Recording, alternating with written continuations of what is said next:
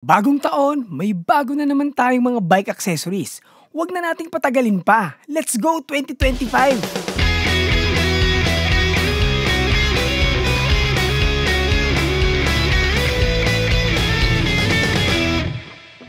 Meron tayong tatlong bagong bike accessories na galing sa Cospo. At ito ang Cospo AP81 Mini Electric Air Pump MT5S Out-Front Cyclo-Mount, Cospo BLC100 Daytime Running Light, and Power Bank. So tara, tignan na natin itong mga bagong accessories na galing sa Cospo. So ito yung unang product natin, ang APB1 Bicycle Tire Inflator. Yan yung sa harap. Ito naman yung mga nasa gilid natin at ito naman yung nasa likod ng box. So buksan na natin to. So may pouch at merong box. So buksan natin tong box na to kung ano yung mga laman. Syempre unang papakita natin ay yung user's manual na hindi nyo naman binabasa.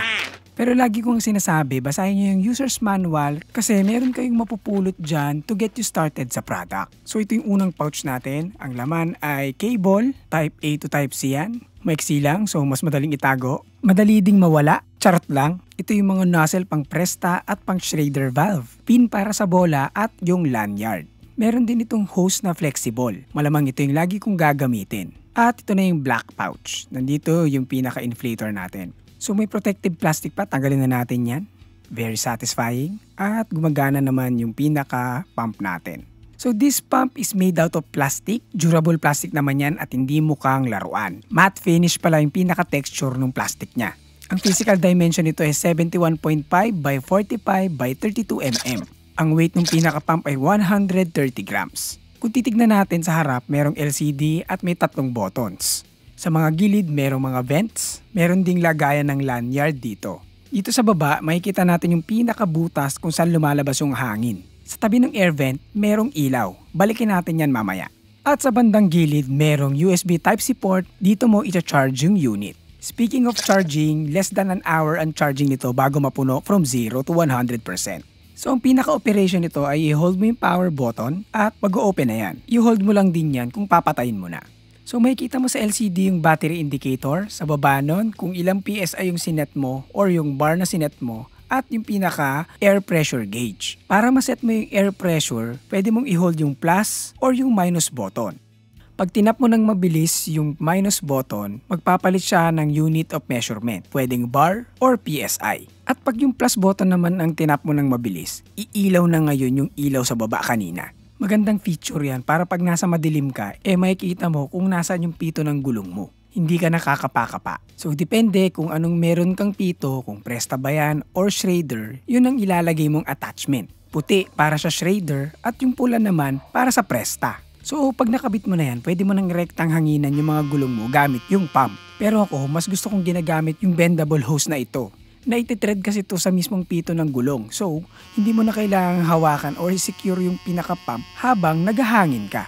So pwede itong pang Schrader at luluwagan mo lang yan hanggang sa humaba at pwede na yan sa presta. Ang inflation speed nito ay 14 liters per minute.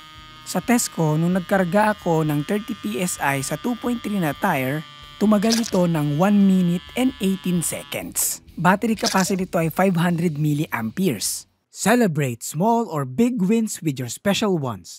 Come to Brew Brothers Cafe, your destination for celebration. So para malaman ko kung gaano ang itatagal nito, in-inflate ko ng 30 PSI yung 2.25 ko na gulong ng paulit-ulit hanggang sa malobat ito. So ito yung pinakaunang test natin. Siyempre pinas forward na natin yan para hindi na matagal sa video. So okay naman yung unang at pinasingaw natin to ulit. Pangalawang try.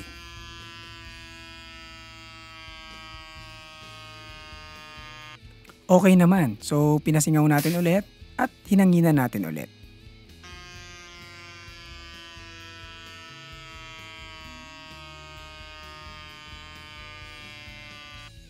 At nagawa naman niya sa pangatlong beses. So, pasingawin natin ulit. Subukan natin kung kaya pa ng 4. Sa parting to, medyo humihina na yung baterya pero nagawa pa rin niyang i-inflate yan pang 4 na beses. So pinasingaw ko ulit, baka kaya pa ng pang 5.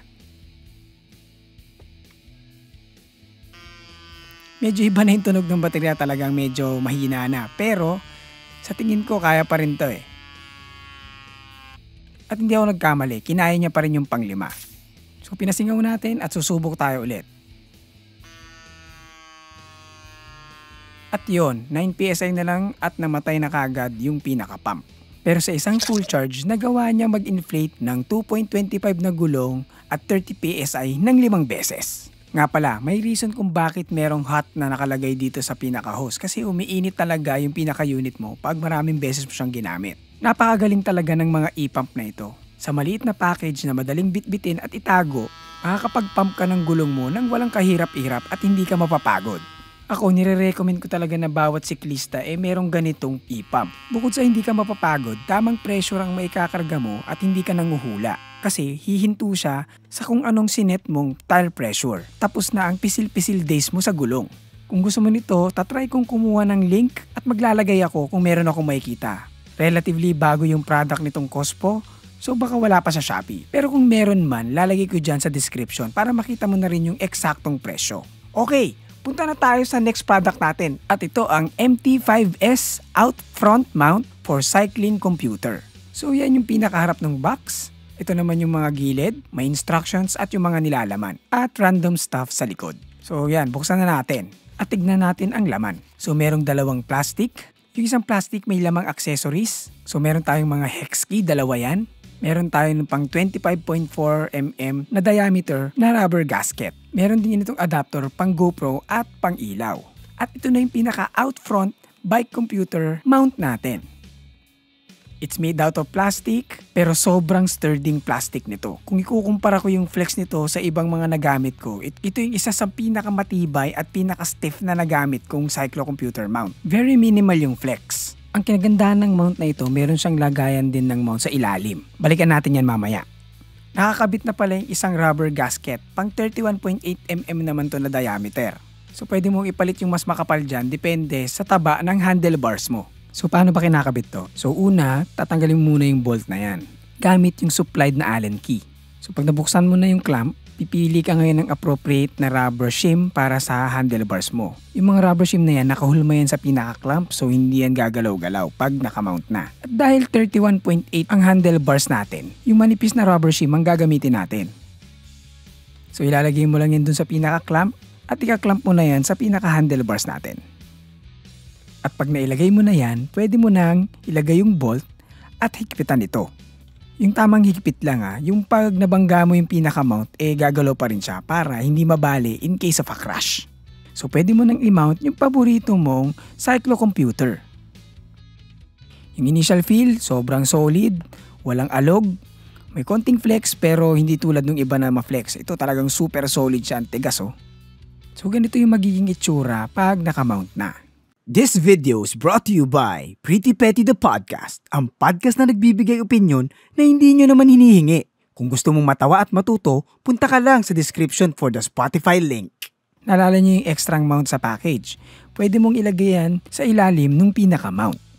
So pwede ka na ngayon dyan maglagay ng action camera sa ilalim. Sa kaso ko, yung GoPro Hero Max ko yung nilagay ko. Pwede ka din maglagay dyan ng iba pang action cameras or 360 cameras. Madali ding tanggalin at ikabit kasi nga Garmin mount siya. Pero dapat isecure mo ng mga lanyard yung mga ilalagay mo dyan para masigurado na hindi malaglag. Pero bukod sa camera, usually ang nilalagay talaga dyan ay ilaw. Maganda kasing pwesto to para sa ilaw kasi nakagitna siya. At alam nyo kung ano pa yung pwede nating ilagay dito? At yun ay ang BLC 100 Daytime Running Light. So ito yung box niya at ito naman yung mga gilid. At mga random stuff sa likod. So tara, buksan na natin to. So medyo siksik yung box niya. So ano-ano ba yung mga laman nito? Una, itong Garmin mount adapter. Malalaman nyo yan kung para saan yan mamaya. Ito naman yung pinaka-lanyard niya na may special talent. Gawa ng ito ay isang cable, Type-C at Lightning cable. Mamaya talakayan natin kung para saan yan.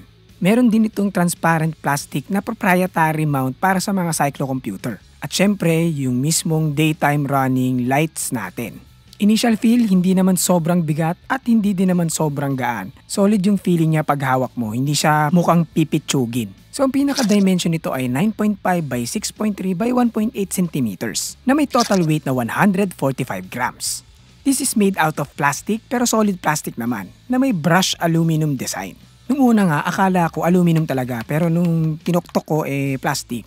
yung taas tsaka yung ilalim, plastic. So meron siyang power button dito sa ilalim, meron din siyang lanyard hook dyan sa bandang likod. Sa magkabilang gilid, meron siyang railings para dun sa proprietary mount natin. Sa dulo ng mga railings, merong dalawang port. Yung isa, lightning port, at yung nasa kabila naman, USB Type-C na port. So charging ports talaga yan. Pero may talent pa yan na tatalakayin natin mamaya. Anyway, Garmin mount pala ang pinaka-interface nito dito sa ilalim na secured ng 4 na bolts. Do yung isang bolt niya ay parang may kakaiba, parang may special tool na gagamitin para matanggal mo. Dito din sa ilalim yung pinaka-battery indicator niya. At syempre yung main lights niya na pahaba. Ang bentahin nitong BLC100 ay daytime running light ito. Meaning, it's for visibility. Kung titignan nyo yung mga modern cars ngayon, meron na rin silang mga daytime running lights. These are safety features that increase the visibility of a vehicle during the day. Nakakatulong ito sa visibility ng mga riders, lalo na sa paumaga or pahapon na mga oras. Okay na okay din to lalo na kung maulan at mga foggy situations. Pero dahil daytime running light nga siya, hindi mo siya gagamitin as a main light. Kumbaga, panghalili lang siya sa main light mo. Kasi itong ilaw na ito ay meron lang 100 lumens na may 5,000 milliamperes na tatagal ng 12 to 14 hours. May iba't ibang modes to, tulad yung pinakamalakas na yung 100 lumens, susunod dun yung mas mahina ng konti, pangatlo yung breathing mode, lastly, yung strobe lights. So baka may magtanong, hindi ba siya pwedeng pang main light? Actually, pwede naman. Kung sobrang dilim lang tulad nito, kaya niyang ilawan naman yung mga ganyang sitwasyon. Pwede mo itong gamiting backup sa main light mo lalo na kung mga long rides ang ginagawa mo. Ang nagustuhan ko talaga dito sa ilaw na ito ay kung paano siya i-mount sa mismong bisikleta. Nakita nyo naman kanina na Garmin standard yung pinaka-interface nito. So pwede mo siyang ikabit sa mga cyclo-computer mounts tulad ng MT5S natin kanina. So tulad ng mga cyclo natin, ititwist mo lang dyan sa mount para mag-connect siya.